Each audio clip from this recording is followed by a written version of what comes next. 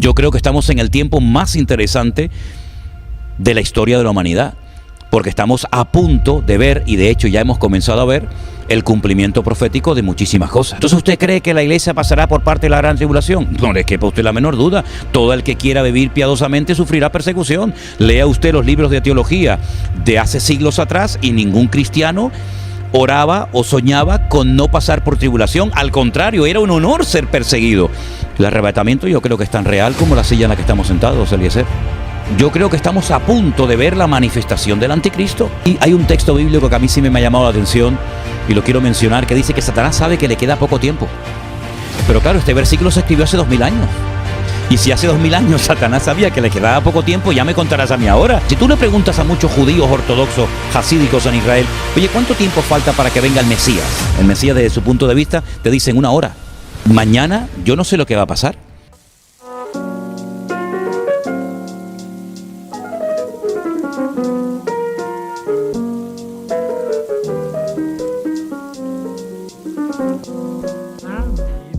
Bienvenidos al podcast del amor, el podcast donde hablamos de noviazgo, relaciones, de todo un poco. Hoy vamos a hablar del amor en los últimos tiempos y tenemos hoy el privilegio de tener con nosotros al pastor Manolo Sierra. ¿Cómo estás, pastor? Pues encantado de estar contigo aquí, me siento muy cómodo y es un placer poder conversar contigo y responderte a las preguntas que me quieras hacer. Pues vamos a hablar de los últimos tiempos. Normalmente hablo de relaciones, de noviazgo y demás. Hoy vamos a cambiar un poquito el patrón de lo que venimos hablando, el amor en los últimos tiempos, porque me ha gustado mucho lo que enseñas acerca de los últimos tiempos, cómo lo enseñas también. ¿Cómo tienes en tu cabeza esquematizado todo el patrón de los acontecimientos finales? Bueno, tú que hablas tanto del amor en tus programas, déjame decirte que hay un versículo que tiene que ver con los últimos tiempos y con el amor, que precisamente dice que el amor de muchos se enfriará. Así que el amor también va a ser tocado y afectado por todos los acontecimientos finales. Ahora, el esquema que yo tengo en mi mente es el que yo creo que nos proporciona la Biblia. Quiero empezar diciendo que la Biblia es muy clara a la hora de darnos información exacta acerca de lo que va a ocurrir. No tenemos que inventarnos nada. En profecías, en escatología, no es a mí me parece, yo siento, yo creo. Yo no me muevo en ese terreno. Yo me muevo en el terreno de lo bíblico, de lo que el Señor ha revelado, y lo revelado no necesita ningún tipo de confirmación porque ya está revelado y claro. Para poder entender el futuro, hay que entender lo que Dios ha hecho y cómo ha trabajado y cómo se ha manifestado en el pasado. Porque hay un versículo clave en el libro de Eclesiastés que dice, ¿qué es lo que será? Lo mismo que fue. Es decir, el tiempo futuro en el texto hebreo está invertido. Es como que te lo cuenta en pasado, pero aún no ha ocurrido en el futuro. Y de hecho, en el libro del Apocalipsis, que es un libro apasionante, que no es imposible de entender, ni mucho menos, hay una pregunta que se le hace en un momento determinado a Juan, que es el que escribe la carta, el que recibe la revelación de lo que va a ocurrir, y alguien le pregunta, esta multitud con ropas blancas, de todas las naciones, pueblos, tribus y lenguas, que no la puede contar nadie de tan numerosa que es, ¿quiénes son? ¿Y de dónde vienen? Y Juan dice que la respuesta que dio es, no lo sé, no lo sé. Qué curioso que en ese momento Juan no sabía la respuesta y tú y yo sí la sabemos, porque tenemos todo el manual, toda la Biblia escrita, ¿no? Y dice, estos son los que han salido de la gran tribulación y no han manchado sus vidas, sino que se han lavado con la sangre del Cordero, etcétera, etcétera, ¿no? En un lenguaje muy, muy bíblico. Es decir, aún no había sucedido tal acontecimiento y ya lo da por hecho. No, estos son los que ya han salido de la gran tribulación. Entonces, es muy importante conocer cómo Dios ha actuado a lo largo de la historia para ver el desarrollo del plan profético de Dios, que se ha ido revelando poco a poco, hasta nuestros días. Entonces yo entiendo lo siguiente, habían una serie de profecías, más de 150, que tenían que cumplirse, que estaban relacionadas con su primera venida, con lo que la Biblia llama en griego la epifanía, la primera manifestación visible del Mesías. Claro, para que él pudiera venir tuvo que haber un pueblo, una tribu, en fin, una serie de acontecimientos que desembocaron en su nacimiento, tal y como decía el profeta Miqueas, en Belén de Judea. Vale. Nace, desarrolla su ministerio, muere en la cruz, resucita al tercer día, asciende a los cielos, pero es que no se ha acabado todo. Eso es parte de la trama. Ahora queda una segunda parte. Pero entre esa primera manifestación del Mesías y la segunda hay un enorme paréntesis, que algunos lo han llamado el periodo de la gracia, que es en el que nos encontramos ahora mismo, pero en algún momento tendría que producirse todas las señales relacionadas con su segunda venida. Entonces, nosotros podemos saber en qué tiempo nos encontramos por la señal que estamos viendo, porque la señal indica el tiempo y el tiempo indica la señal. Te pongo solamente un ejemplo. Jesús dijo que su generación era perversa y maligna porque siempre estaban demandando señal. Y él dijo, la única señal que verá esta generación será la señal del profeta Jonás. Y se refería a cuando Jonás estuvo 3 días y 3 noches en el vientre de aquel enorme pez y después fue arrojado en tierra, etcétera, etcétera. Esa fue la señal de la época de Jesús, pero no es la nuestra. Las nuestras, las señales que nosotros vamos a ver en los últimos tiempos, están escritas, parte de ellas en los evangelios, en las cartas de Pablo a los tesalonicenses, por supuesto el libro del Apocalipsis y otras porciones. Por lo tanto, lo primero que va a ocurrir en los últimos tiempos es una manifestación brutal de la maldad. La maldad se va a multiplicar, no sabemos por cuánto, pero que se va a multiplicar, y eso es evidente porque lo estamos viendo. Porque Jesús dijo que los últimos tiempos serían como los tiempos de Noé. Luego, para conocer lo que va a suceder en los últimos tiempos, hay que indagar cómo fue la generación de los días de Noé, donde había engendros, donde se mezcló el mundo espiritual con el mundo natural. Si no, de ahí eran los gigantes. No, la palabra gigantes en hebreo no es nefilín, es anak. Se mezclaron seres espirituales con mujeres, una maldad constante y permanente, hasta el punto que Dios dijo, basta, hasta aquí hemos llegado, ¿no? Entonces, si eso se va a volver a repetir, quiere decir que la maldad se va a multiplicar de una forma brutal en los últimos tiempos. La pérdida de valores, todo es relativo, nada es absoluto. Ya lo blanco era negro, lo negro es blanco, lo malo es bueno, como el mundo al revés, que es lo que estamos precisamente viendo hoy en día, ¿no? Esa es una de las grandes señales de los últimos tiempos. Otra gran señal que ya se ha producido fue el retorno del pueblo de Israel en mayo de 1948. ¿Verdad? Cuando comenzó, por así decirlo, la cuenta regresiva. Esa profecía durante siglos no se había producido, pero ya es un hecho. Ya hay un país llamado Israel, con su bandera, con su himno, con su población, etcétera, etcétera. La recuperación de la ciudad de Jerusalén, que por más de 2000 años no le perteneció al pueblo de Israel, cuando en junio del 67 se pudo recuperar la perla, ¿no? Que es la ciudad de Jerusalén, la ciudad eterna del pueblo de Israel. Y ahí comenzaron una serie de acontecimientos muy interesantes. Cosas que se han dado, por ejemplo, en Europa, el continente donde se han llevado las 2 batallas más grandes de la historia de la humanidad, la Primera y la Segunda Guerra Mundial, donde han muerto millones de seres humanos. Hoy en día somos amigos, comemos juntos alrededor de una mesa, alemanes, franceses, españoles, italianos, ingleses, etcétera. Esa es otra de las señales de los últimos tiempos. Y tantas cosas que vemos. Pero hay una señal que se tiene que producir sí o sí. Y yo creo, y lo puedo demostrar, creo, con la Biblia, es la manifestación de un personaje que recibe muchos nombres. El más conocido, el anticristo. Pero, por ejemplo, en el libro de Daniel se le conoce como el cuerno pequeño. Pablo lo llama el hijo de pecado, o el hombre de pecado, el hijo de perdición, el inicuo. Va a ser un líder político con una capacidad brutal, con una unción diabólica fuera de lo común, hasta el punto que es la primera vez en la historia que Satanás unge a una persona y le permite ofrecer lo que él nunca ha ofrecido a nadie, paz y seguridad. Ese personaje político, que está a punto de levantarse, va a ser el que va a dar el pistoletazo de salida a lo que se llama el tiempo de angustia de Jacob o la gran tribulación, que dura 7 años, divididos en 2 periodos perfectamente diferenciados, de 1260 días o 42 meses o 3 años y medio, o como dice Daniel, tiempos y la mitad de un tiempo, y todos esos sellos, trompetas y copas que menciona el libro del Apocalipsis se van a ir desarrollando poco a poco. ¿Qué es lo que ocurre con esto? Algo muy importante. ¿Dónde está la iglesia? ¿Dónde encaja el pueblo de Dios en todo esto?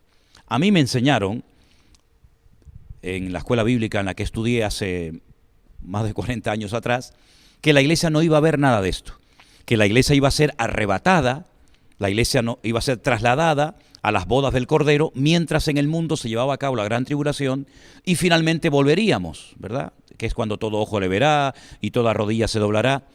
Bueno, pues esa teoría, porque no es doctrina bíblica, aunque se enseña como es doctrina bíblica, la inventó un cura, la inventó un sacerdote, aproximadamente 150, 160 años más o menos, ¿no? Y el señor Scofield la incluyó como comentario en la Biblia y cayó muy bien, que la iglesia no iba a pasar, ni iba a haber absolutamente ninguna señal que tiene que ver con la gran tribulación. Pero eso no es bíblico. La Biblia dice cuándo se producirá el arrebatamiento de la iglesia y la primera resurrección. Dice, he aquí os digo un misterio. No todos dormiremos, pero todos seremos transformados en un momento y en un abrir y cerrar de ojos.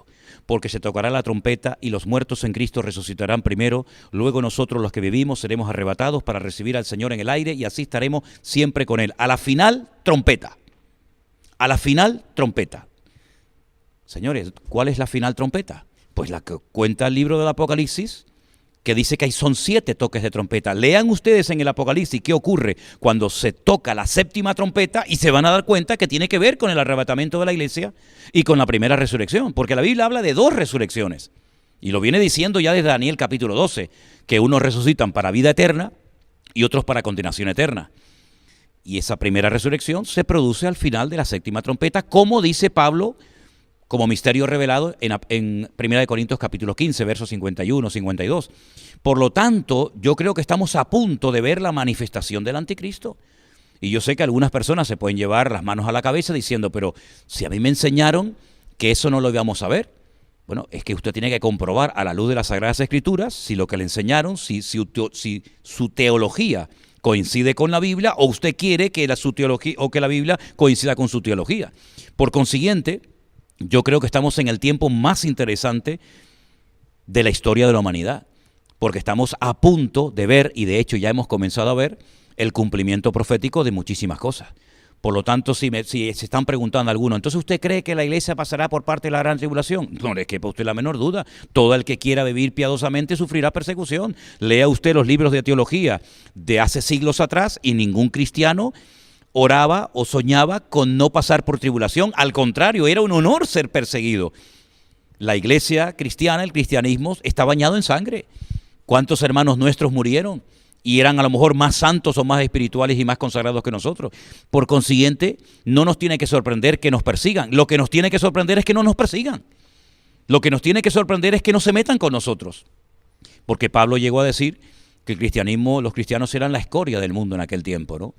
Por lo tanto, yo creo que la iglesia, muchos no se han enterado y están dormidos, no jugando a no sé qué, pero la iglesia va a pasar un tiempo difícil y de prueba. Y además le viene bien, ¿sabes, Eliezer?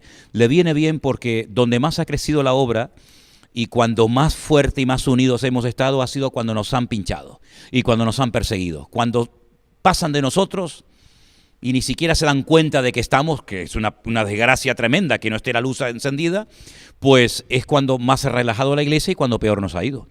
Por lo tanto, lo bueno de todo esto es lo malo que se va a poner todo, ¿no te parece? Se va a poner malo y cada vez peor, porque cuando lees Apocalipsis, lo estábamos hablando antes, fuera de cámara, que es como una mujer que se pone de parto, exacto, que los dolores van en aumento, claro, hasta que nace, ¿no? Y es horrible cuando vas al libro de Apocalipsis y vas viendo todos los acontecimientos, que ninguno es bueno en los últimos tiempos. Ninguno. Y además una cosa, Eliezer, si el libro del Apocalipsis no es para nosotros porque no nos va a afectar nada, ¿para qué Dios lo inspiró a Juan para que lo escribiera? Si eso no tiene nada que ver conmigo. En todo caso, que se lo mande a un político de turno, ¿no? Pero no, se lo mandó a la iglesia. Mándalo a las 7 iglesias de Asia Menor para que sepan lo que va a pasar. Incluso alguna de ellas le dice que va a ser perseguida también, ¿no? No, la iglesia siempre ha estado esperando la venida del Señor, desde sus inicios. Siempre ha estado, ¿no? Siempre. Bueno, nosotros sí, más que nunca, ¿no? Siempre. Hay algunos que están esperando a hacerse ricos, más que a la venida del Señor, pero bueno. Cuando, por ejemplo, hablamos has mencionado palabras clave cuando hablamos de los últimos tiempos, como por Mm. ejemplo anticristo, Sí, tribulación. sí. Son las palabras clave que siempre... Las que más La suenan. bestia, Sí. el falso profeta. Cuando hablamos de falso profeta y anticristo, ¿quién es el falso No, profeta? son dos personajes diferentes. Claro, ¿quién es el falso profeta y Exacto. quién es el anticristo? Mira, eso lo explica perfectamente Apocalipsis capítulo 12 y 13, ¿vale? Esos dos capítulos para mí son claves en ese libro. Para mí esos dos capítulos, si se logran entender, bueno, puedes avanzar y disfrutar mucho en la lectura y en el estudio de esos libros. El falso profeta es un líder, digamos, religioso.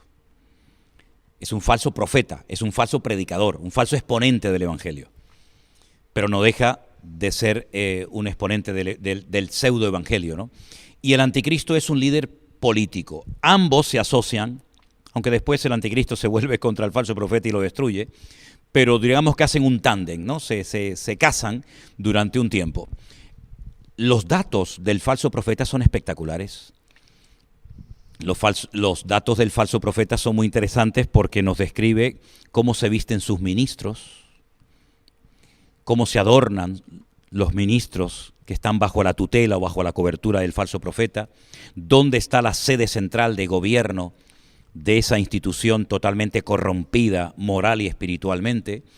Por lo tanto, desconocer estos datos me parece a mí que es un error grave que muchos creyentes cometen, porque entonces cuando se manifieste este falso profeta o se dé a conocer este anticristo, digamos de una forma natural en cualquier sede mundial, sea la ONU, sea las Naciones Unidas, o perdón, sea la Unión Europea, pues si la Iglesia no dispone o no tiene estos datos porque no los ha estudiado, ¿cómo va a saber si está llegando un momento crucial en la historia de la humanidad? Nosotros sabremos quién será el anticristo, por ejemplo, Claro. porque a lo largo de la historia, por ejemplo, cuando Hitler empezó a hacer el holocausto y la locura Sí. que hizo, todo el mundo en aquella época pensaba que, bueno, Hitler coincidía con muchas cosas que dice la Biblia, que podría ser el anticristo. Sí. Nosotros, y se han dicho tantas personas que no, es que es el anticristo, Mm. ¿conoceremos bien 100% este es el anticristo? Bueno, los cristianos que dicen que no van a estar, lógicamente no van a saber quién es, porque dice que se fueron, por lo tanto, ellos no supieron quién era, ¿no? Pero lo que está bien claro es que los datos que nos da la Biblia, tanto en el Antiguo como en el Nuevo Testamento, de cosas que nos demuestran que este es el verdadero anticristo, son tremendos. Por ejemplo, te voy a dar unos cuantos, ¿te parece? Venga. Del amor de las mujeres no hará caso. ¿Cómo se interpreta esto? Bueno, se puede interpretar de varias formas, ¿no? Pero un dato significativo. Del amor de las mujeres no hará caso.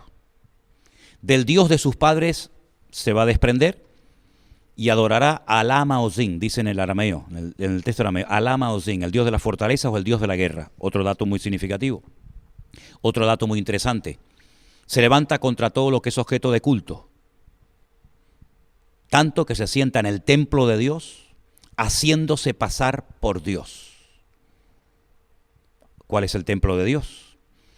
Y otros muchísimos datos que te da la Biblia acerca de cómo se va a comportar este personaje, las alianzas que hará, las naciones que lo van a apoyar, quién le va a dar toda la capacidad, digamos, para poder gobernar en muchas de las naciones de la tierra, por dónde atacará, cuándo atacará, cómo hablará. Se le describe con 3 animales diferentes. Dice que se menciona león, se menciona leopardo y se menciona al oso. Esas tres animales son mencionados cuando se manifiesta el anticristo. Claro, lógicamente la interpretación de lo que significan, de lo que representan esos animales, la encontramos en el Antiguo Testamento. En uno de los sueños que tuvo Daniel, cuando dice que él una noche vio a un león alado, después dice que vio a un oso, y después dice que vio a un leopardo con 4 cabezas. Después vio una bestia, pero en esta ocasión dice que cuando el Señor le da la interpretación del sueño, el león representa al imperio babilónico, el oso representa a los medos persas. Los persas son los iraníes, los medos todavía no tienen tierra, son los kurdos que están todavía reclamando territorio y no lo tienen. Y luego el leopardo representa a Grecia. ¿Pero por qué lo representa con 4 cabezas? Porque en el tema profético, en el tema escatológico, los cuernos son naciones y las cabezas son imperios. Cuando Alejandro Magno murió, su imperio fue dividido en 4 y se repartió en 4 de sus generales: Ptolomeo, Seleuco, Casandro y Silimaco. Esos 4 generales tomaron posesión de su reinado y por eso sale como con 4 cabezas. Luego el anticristo aglutina en su persona características de los babilónicos, formas de hablar de los persas y formas de actuar de los griegos. Hay que estudiar cómo era la cultura de los griegos, cómo son los persas en la actualidad, cómo actuaron los babilónicos en el pasado, porque es como una mezcla de características de estos imperios que han precedido a este último imperio que viene, y te vas a dar cuenta de que yo lo llamo, es una expresión mía, la última bala en la recámara de la pistola de Satanás, ¿no? Es la última oportunidad que tiene para conseguir sus objetivos. ¿Sí? Es verdad que Hitler se pareció mucho a un anticristo, pero hay un dato muy significativo. El idioma griego, que fue en el que se escribió el Nuevo Testamento, y el hebreo del Antiguo Testamento son idiomas alfanuméricos. Es decir, las letras son números y los números son letras. Por poner un ejemplo, ¿no? Por ejemplo, si nuestro idioma, que no lo es, fuera un idioma alfanumérico, la A sería la 1, el 1, la B sería el 2, la C sería el 3, y así sucesivamente. Las 22 letras del Aleph Bet en hebreo, cada una tiene un valor numérico, exactamente igual que el griego. Juan dice, aquí hay sabiduría, el que lee entienda, que el nombre de la bestia o el número del nombre de la bestia es 666. Es decir, no te da el nombre del personaje, pero te da el valor numérico del nombre. Por lo tanto, cuando uno puede llegar a sospechar de que este puede ser el anticristo, escribe su nombre, sácale el valor numérico y automáticamente lo descartas o dice este puede ser o no puede ser. Por lo tanto, son datos muy, muy significativos. Luego hay un dato también muy importante y es cómo intenta, y lo va a conseguir, controlar la economía mundial. El dinero va a desaparecer, las tarjetas de crédito van a desaparecer y se va a implantar en la cabeza y en la mano de las personas un microchip que ya existe, no es tecnología de ciencia ficción, sino que es algo muy fácil, muy práctico, muy bueno, pero que la palabra de Dios nos advierte de los peligros que puede conllevar y dice que todos serán marcados con el nombre, con el número de la bestia, para estar localizados por una pequeña señal de GPS, por una pequeña batería de litio que es lo que alimenta a este chip. Nadie puede comprar, nadie puede vender, nadie puede hacer ningún tipo de transacción. Imagínate llegar al banco a cobrar tu dinero y no lo puedes cobrar, quieres comprar comida, no puedes comprar, quieres poner gasolina, no puedes comprarla. Entonces es un sistema magnífico. Allí llevas todos tus datos bancarios, todos tus datos de pasaporte, de DNI, médicos, etcétera. Y es una forma como él va a marcar a los seres humanos igual que si fueran animales, ¿no? Hay muchos animales, yo he tenido muchos perros y le teníamos que poner en la orejita el microchip, ¿no? Pues exactamente igual va a ocurrir. Así que son muchos los detalles. Es como los detalles que se daban acerca de la primera venida de Cristo. 150 profecías, es decir, que si logra cumplir este personaje 149, pero no cumple con las 150, se descarta automáticamente. No puede ser de la tribu de Leví, no puede ser de la tribu de Zabulón, tiene que ser de la tribu de Judá, etcétera, etcétera. Tiene que nacer en Belén de Judea para saber quién era el verdadero Mesías. Este es el falso Mesías, el antimesías, y también hay muchísimos datos para saber quién es. Es interesante lo que dices, porque justamente hace poco leí una noticia hablando de la inteligencia artificial, que esto sería otra pregunta que podríamos hablar, de cómo la inteligencia artificial en los últimos tiempos, o qué papel va a jugar la inteligencia artificial en los últimos tiempos. De hecho, hablando de los datos que decías, de todos los datos que tienen sobre nosotros, Elon Musk no gana tanto dinero de los Tesla, él ha ganado dinero a base de la información que ha recaudado sobre PayPal, todas las plataformas que ha hecho, y ha vendido a otras compañías. O sea, eso ha sido. Pero otro día Elon Musk, hablando de los peligros de la inteligencia artificial en el futuro, vi algo que me causó una curiosidad tremenda, porque decía que hablando con Larry Page, que es uno de los fundadores de Microsoft, o uno de los que están allí, decía que Larry Page estaba creando un dios nuevo a base de inteligencia artificial. Y era espeluznante cómo empezaban a crearlo, a decir qué podría pasar. ¿Cómo ves tú, con todas estas noticias que tenemos, la inteligencia artificial en los últimos tiempos? ¿Qué te sugiere? Bueno, una de las señales de los últimos tiempos es que, y Pablo describe incluso hasta el carácter de los hombres de los últimos tiempos, es que habría inventores de males. La capacidad de la maldad del hombre es ilimitada, ¿no? Dios creó al hombre a su imagen y semejanza, y ahora lo que el hombre quiere es crear a un Dios a su imagen y semejanza, ¿no? Es otra vez todo invertido, ¿no? Por lo tanto, el Internet, las redes sociales, la inteligencia artificial, claro que va a jugar un papel fundamental en los últimos tiempos. De hecho, cuando en el libro de Apocalipsis dice que el anticristo pone una imagen suya en el templo que habla, bueno, la Biblia nos enseña que las imágenes tienen ojos y no ven, tienen boca y no hablan, tienen oídos y no oyen y pies y no caminan. Pero sin embargo dice que él pone una imagen suya en el templo y habla. Y la gente cuando lo ve, lo adora. Hombre, lo que está bien claro es que no va a poner una estatua como la puso Nabucodonosor en Babilonia, ¿no? Sino que él va a poner probablemente un holograma. Mira, ahora el año que viene se va a dar por primera vez en la historia un matrimonio que nunca se ha dado. Y es una señora que se va a casar con un holograma de esto, ¿no? Un avatar. Sí, una cosa de estas re extraña, que haces así, no está, pero está, ¿no? Entonces, el anticristo va a echar mano de toda la tecnología. De hecho, la tecnología no es buena ni mala, es según el uso que le des. El Internet es maravilloso. Mira, gracias a Internet nos están viendo miles de personas, o millones. Pero, hombre, esto lo puedes utilizar para lo bueno o lo puedes utilizar para lo malo. La dinamita no se inventó para matar a la gente, la dinamita se inventó para otras cuestiones, ¿no? Por lo tanto, el enemigo, como dice la Biblia, que los que son del pecado y de la maldad siempre piensan en cosas malas, y los que somos del Espíritu pensamos en las cosas del Espíritu, el diablo siempre está maquinando. Y todo lo que él pueda utilizar para alcanzar sus objetivos, lo va a hacer. Yo siempre he dicho que nosotros vemos la televisión, pero la televisión nos ve a nosotros.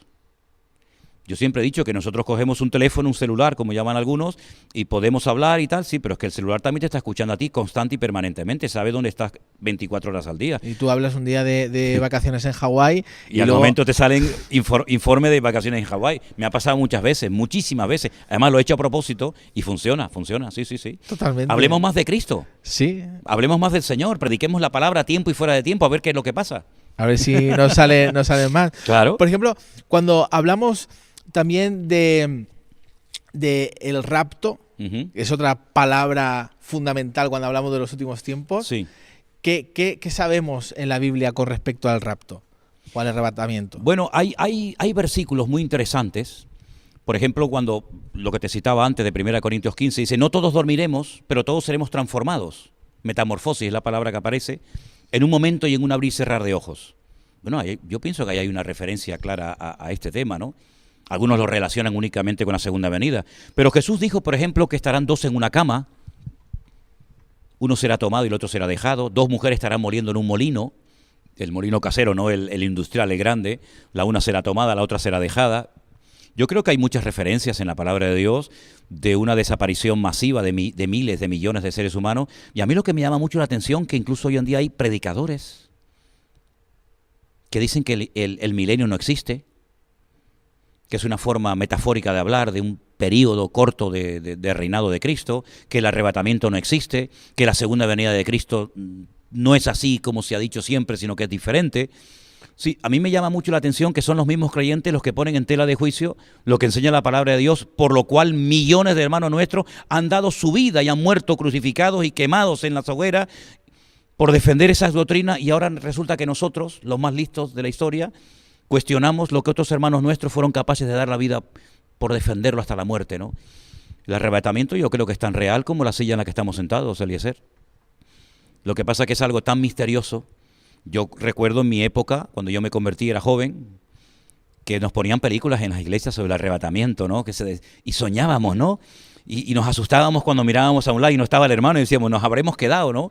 Parece como que eso se ha ido perdiendo, nos hemos entretenido en otras cosas, y es que el enemigo es un experto en entretener a la iglesia, porque ya a los inconversos ya los tiene en la saca, ya los tiene en el bolsillo, ya son de él.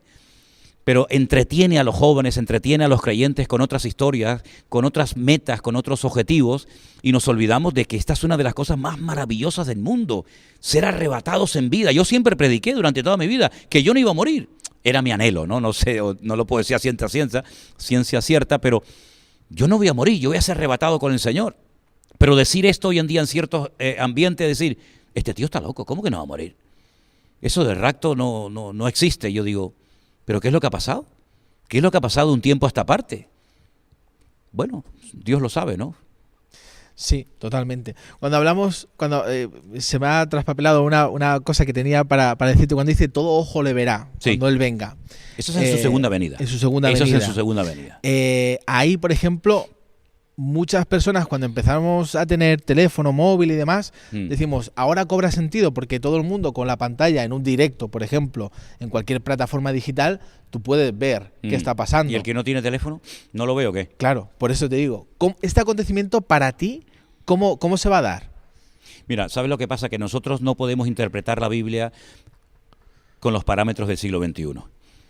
Pero cualquier pasaje no podemos interpretarlo ni como cristianos, y menos el Antiguo Testamento. Imagínate las barbaridades que yo he tenido que escuchar a veces cuando, por ejemplo, dicen, no, es que hay un texto en Isaías capítulo 6, el llamamiento de Isaías, donde dicen los serafines, santo, santo, santo es el Señor, y entonces santo el Padre, santo el Hijo, santo el Espíritu Santo. Oiga, mire, si usted quiere hablar del Padre, del Hijo y del Espíritu Santo, hay miles de versículos mucho mejor que ese. El tema es que en el hebreo no existe el superlativo. Entonces lo que se tiene que hacer es repetir la palabra. Por ejemplo, en nuestra Biblia tenemos un versículo que dice, tú guardarás en completa paz aquel cuyo pensamiento en ti persevera por cuanto en ti ha confiado. Oiga, ¿la paz es completa o no es completa? Si es de Cristo es completa. ¿Por qué dicen paz completa? Es que en el hebreo no dice así. En hebreo dice shalom, shalom, paz, paz. Porque no existe superlativo, entonces hay que repetir la palabra, ¿verdad? Por lo tanto, cuando queremos interpretar un pasaje de la Biblia, sea cual sea, hay que ponernos en el lugar del que lo escribió, en el momento histórico, ver si eso es un hebraísmo, si es una profecía, si es una metáfora. Por lo tanto, cuando vamos a la palabra de Dios y decimos que todo ojo le verá, ¿por qué necesariamente tenemos que decir, no, será por la televisión, será porque hay satélites, será por...? Bueno, eso es lo que nosotros interpretamos. Pero, por ejemplo, ¿cómo interpretamos lo mismo que va a ocurrir ese día? Que cuando Él venga no será de día ni de noche. ¿Cómo que no va a ser? No, ni de día ni de noche. Es un día que solamente conoce el Señor. No nos cabe en la cabeza. Él dijo, si os he hablado en términos terrenales y no me entendéis, si os hablara en una dimensión espiritual más elevada, no me entenderíais. ¿Cómo es posible que el primer día de la creación Él dijo, sea la luz, y fue la luz, y hasta el cuarto día no creó el sol? Entonces, ¿cuál era la luz? Primer día, segundo día, tercer día había luz, pero no había sol, ni luna. No lo entiendo. Claro, no lo entiendes porque tú lo interpretas desde lo que tú conoces, pero es que hay que ponerse al otro lado. Por lo tanto, el de todo ojo lo verá. Yo no sé si va a ser por el teléfono. Bueno, y el que vive en la selva no verá que Cristo vino.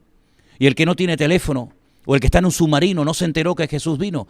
Yo creo que será algo tan espectacular que no hay forma de poder interpretar con la tecnología y con el conocimiento que tenemos actualmente cómo será el acontecimiento más grandioso de toda la historia de la humanidad que llevamos miles de años esperando cuando Él venga en las nubes, y será algo realmente increíble. Claro, lógicamente los que no creen en el Señor ni leen su palabra dirán que estamos locos, ¿no?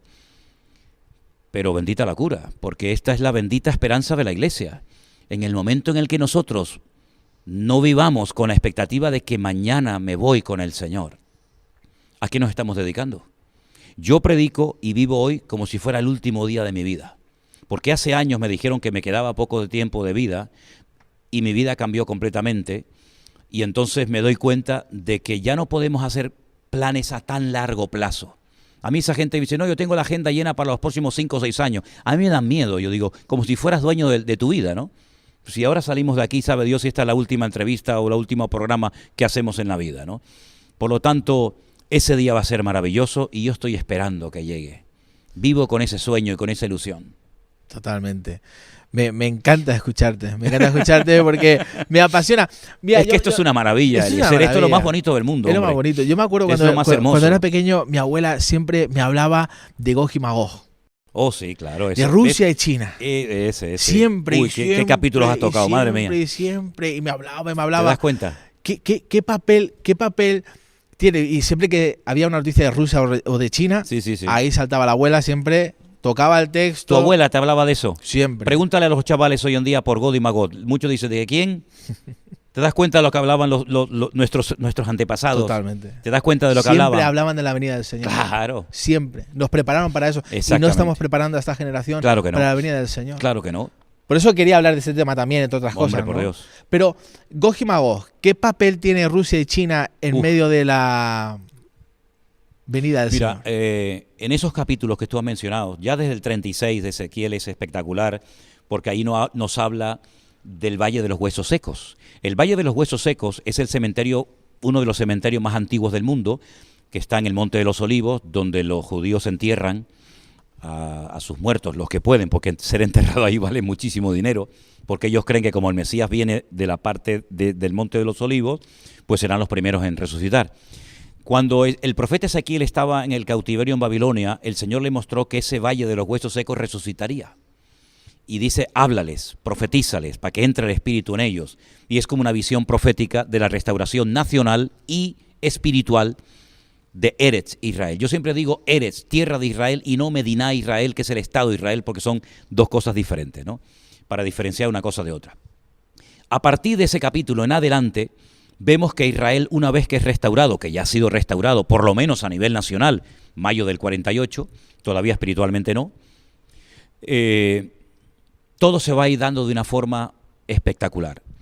Gog, Magog, Mesed y Tubal son lugares y personajes que se mencionan en los capítulos de Ezequiel, y dice que atacará a Israel entrando por el norte, es decir, por los famosos altos del Golán, que Israel conquistó en el año 67, pero que por ahí entrará una multitud de millones de personas con el objetivo de destruir al pueblo de Israel y con el objetivo de conquistar la ciudad de Jerusalén, que es, como dicen los judíos, el ombligo del mundo, el lugar de donde Dios creó la tierra, ¿no?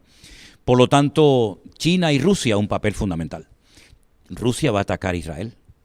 Rusia ya está en el norte, ya está en Siria. Rusia está como loco por atacar a Israel. ¿Por qué no ha atacado? Porque Dios no se lo ha permitido. Pero que lo va a atacar no te quepa la menor duda. ¿Por qué tiene tantas ganas de atacar a Israel? Porque esto es hay que entender todo esto desde un trasfondo espiritual. Por eso cuando uno ve las noticias, cuando uno ve la televisión, todos hablan de lo que hay que hacer, de lo que no hay que hacer, el Estado palestino, que los judíos son buenos, que los otros son malos, pero nadie habla del trasfondo espiritual de todo. Aquí hay un trasfondo espiritual. Y ese trasfondo espiritual, ¿cuál es? Es el mal contra el bien. El que destruya al pueblo de Israel demuestra dos cosas: o que Dios no existe, o que Dios es mentiroso. ¿Por qué? Porque Dios dijo que ese país nunca podría ser destruido, porque Él ha decidido, Él ha pactado con ese pueblo de que Él lo va a defender, y ese pueblo va a caer de rodillas, y sí o sí, quieran o no quieran, les guste o no, van a terminar reconociendo y mirando a aquel que traspasaron, es decir, al Señor Jesucristo. Por lo tanto, es un conflicto espiritual. Es el reino de las tinieblas contra el reino de luz. Date cuenta que Israel es el único país de Medio Oriente que tiene otro Dios diferente a los jordanos, a los egipcios, a los iraníes, a los libaneses. Entonces es un país que es una piedra en el zapato. Y aparte de eso, no nos olvidemos de que para el Islam es un insulto. ¿Cómo no podemos con un país tan pequeño que representa el 0,2% de la población mundial? Y es un país que no tiene más de 300 kilómetros de largo. ¿Cómo es posible que no podamos destruir a este pueblo después de 7 guerras? Y ahora otra vez que están en guerra. Bueno, es que Dios está protegiendo a ese pueblo. Dice que Él no se dormirá. El que guarda a Israel no se dormirá, ¿no? Por lo tanto, hay un odio, no solamente contra Israel, sino contra el Dios de Israel. Porque es el espíritu de Amalek, el que se levantó contra el trono de Dios. Y tendréis conflicto, guerra, de generación en generación. Amalek murió, pero el espíritu de Amalek sigue vivo. Lo tomó Hitler, lo tomarán los enemigos de los últimos tiempos, y el objetivo no es destruir solo al pueblo de Israel. El objetivo es borrar a Dios de la faz de la tierra. Y ya me contarás a mí si alguien puede borrar a Dios de la faz de la tierra. Es una guerra inútil, pero lo siguen intentando. Y cada vez que lo intentan, no solamente pierden, sino que además se demuestra que el Dios que controla la historia es el Dios de Abraham, de Isaac y de Jacob, y no hay otro Dios fuera de él. ¿Crees que esta generación va a experimentar todo lo que estamos hablando acerca de la segunda venida del Señor? ¿Crees que verá? Muchas cosas sí.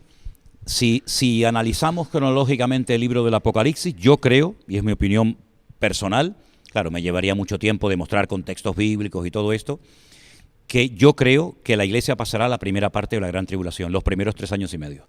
y todo lo que la Biblia relata que va a pasar en esos 3 años y medio, lógicamente lo veremos. Que Dios nos protegerá, que Dios nos cuidará, siempre lo ha hecho. El Señor siempre marca una diferencia entre los que son y los que no son, entre la luz y las tinieblas. Sellos, que son 7, y trompetas, que son 7 en el Apocalipsis, yo creo que la Iglesia las va a experimentar. Ya la segunda parte es otro tema. No hablo tanto de la Iglesia, que sí, pero nosotros, ¿está tan cerca como para nosotros poder vivirlo? Yo le preguntaba eso el otro día al Señor, Eliezer, te lo confieso, con el corazón en la mano. O con la mano en el corazón, mejor con la mano en el corazón, ¿no? Si no estaría muerto. ¿Hasta cuándo me vas a permitir ver, Señor? Porque por una parte yo digo, wow, llevo 40 años predicando de esto y ahora lo puedo ver. Como cuando yo digo a la gente que viene conmigo a Israel, aquí veis la Biblia, en Europa la leemos, aquí la vemos, ¿no? ¿Hasta dónde me vas a permitir ver? Pero como humano, en la carne a veces digo, oh, Señor, guárdame porque no sé si seré capaz de aguantar todo esto sin tu gracia y sin tu misericordia. Aparte tengo un nieto precioso de 1 añito y pienso mucho en él, ¿no? ¿Qué mundo le vamos a dejar a nuestros hijos y a nuestros nietos? Pero Dios nos va a dar la fuerza. ¿Hasta dónde vamos a poder ver? No lo sé. Pero la verdad que el horizonte, humanamente hablando, crea mucha preocupación. Sí, porque desde el 2020, no sé si es una sensación solamente mía, desde el año 2020, cuando empezó la pandemia, yo personalmente he visto una aceleración de los tiempos, el Señor me habló de esto, Claro. increíble, brutal. O sea, hemos pasado una pandemia y 2 guerras que estamos atravesando y otras cosas más que se están levantando y muchos rumores como nunca antes en la historia. No, y ¿sabe lo que pasa? Que, por ejemplo, hoy en día, en 1 hora, ocurre lo que no ocurrió antes en 1 década. Por ejemplo, lo de la pandemia, lo del marzo del 2020, que ya vamos a hacer 4 años, dentro de poco. Bueno, fue algo brutal. Jamás en la historia de la humanidad había ocurrido algo así. Pero ya lo contamos como aguas que pasaron. Pero es que lo tuvimos que vivir un día y otro día y una semana y otra semana y un mes años. y otro mes. Y yo prediqué durante meses a sillas vacías en la iglesia en Tenerife, ¿no? Que te quiero decir con todo esto que ahí vimos cómo en 1 hora te sale un anuncio en televisión y te dice todo el mundo para adentro y nadie podía salir a la calle. ¿Hasta cuándo? Bueno, ahora sabemos hasta cuándo duró, ¿no? Que te quiero decir de que el mundo es muy cambiante y es que no hay tiempo. Es que hay un texto bíblico que a mí sí me ha llamado la atención y lo quiero mencionar, que dice que Satanás sabe que le queda poco tiempo. Pero claro, este versículo se escribió hace 2000 años. Y si hace 2000 años Satanás sabía que le quedaba poco tiempo, ya me contarás a mí ahora, pues le quedarán horas. Le quedarán horas. Si tú le preguntas a muchos judíos ortodoxos, hasídicos en Israel, oye, ¿cuánto tiempo falta para que venga el Mesías? El Mesías, desde su punto de vista, te dicen 1 hora. Es decir, mañana yo no sé lo que va a pasar. Pero tantas bombas atómicas, ¿tú crees que nunca nadie las va a utilizar? ¿Nadie va a tener la tentación de apretar el botón? Yo no me lo creo. De hecho, la Biblia habla de que se van a utilizar armas bacteriológicas, químicas, nucleares, cómo se muere la gente por un efecto de estas bombas. Sí, yo no sé hasta dónde el Señor nos va a permitir ver, pero estamos viviendo en tiempos muy interesantes, de verdad, muy interesantes. Y acelerados. Esta aceleración nos lleva a un año marcado en una agenda, que es 2030. Oh, sí. Agenda 2030, Sí. que tiene, cuando ves todo lo que implica, todas las declaraciones de intenciones que tienen acerca de todo lo que quieren hacer hasta 2030, da miedo. Sí, sí. ¿Lograrán hacerlo hasta 2030? No lo sé, pero da miedo. Cuando lo lees y lo que hay detrás, da miedo. ¿Crees que estos 10 años son clave para la historia? Yo creo que van a llegar hasta donde Dios les permita llegar. Porque no nos olvidemos que aquí el que manda y el que controla la historia, el que quita y pone es Dios. El hombre puede planificar. Mira, Hitler decía que su tercer Reich iba a durar 1000 años y terminó en un rotundo fracaso y ya de los nazis no queda ni la bandera, ¿no? Que te quiero decir con todo esto de que el hombre puede proponer y creer en muchas cosas, pero Dios es el que controla y el Señor es el que va a permitir que se llegue hasta cierto límite. Y además te voy a decir una cosa, y llegará un momento que Dios dice, hasta aquí has llegado. Porque dice que si aquellos días no fueran acortados, nadie se podría salvar. Por lo tanto, lo bonito de todo esto es que esto no es un caballo desbocado que no tiene control. No, esto tiene control. Y todo está saliendo según el plan de Dios. Ni más ni menos. Porque aquí ni una hoja de un árbol se cae sin permiso de Dios. Por lo tanto, eso es la fuerza y la fe que tenemos de que todo está saliendo según el diseño de Dios, aunque sea fuerte, pero es así. Totalmente. Y podríamos hablar tanto de tantas cosas. Seguro. Yo quiero cerrar este podcast, está súper interesante, pero tenemos que ir acabando ya, en una pregunta que se sale del tema, pero no de lo que yo suelo hablar en los podcasts. Te lo he mencionado antes y quería que le mandaras un mensaje a todas aquellas personas que están buscando la persona de Dios para su vida. ¿Cómo saber si la persona que me gusta, que me atrae, es de Dios? Bueno, ya nos vamos a otro tema completamente diferente. Nos vamos a otro tema, ¿no? sí, hemos cambiado. Sí. Es una pregunta, porque yo siempre en los podcasts tengo como bien, un muy consultorio bien, que me mandan la pregunta y quería hacerte esta pregunta para cerrar No, muy este bien, tiempo. me parece bien, y seguramente muchos chicos jóvenes y chicas pues están viendo esto y se harán esta pregunta, ¿no? Bueno, a mí en mi época me gustaban todas. ¿Qué quieres que te diga? Y que a un chico le gusten las chicas, pues qué bueno, ¿no? Qué bueno que le gusten las chicas, si no sea, en fin, y que a las chicas les gusten los chicos. Ahora, eso no significa de que esto es como cuando yo jugaba de pequeño, Tim Marín de Opengue, Cucaramaca, Titirifue, ¿no? Esta o aquella, ¿no? Dios tiene un propósito para nuestras vidas. Dios tiene la persona perfecta para tu vida. Seas chico o chica, Dios tiene la persona perfecta para tu vida. Recuerda lo que le pasó a Adán. Adán se sentía solo y Dios le buscó su compañera. Lo metió en un profundo sueño para que no opinara, ni dijera así o asado, sino tú cállate que yo sé lo que te conviene y lo que no te conviene. Y el Señor le dijo, esta es tu compañera idónea, ¿no?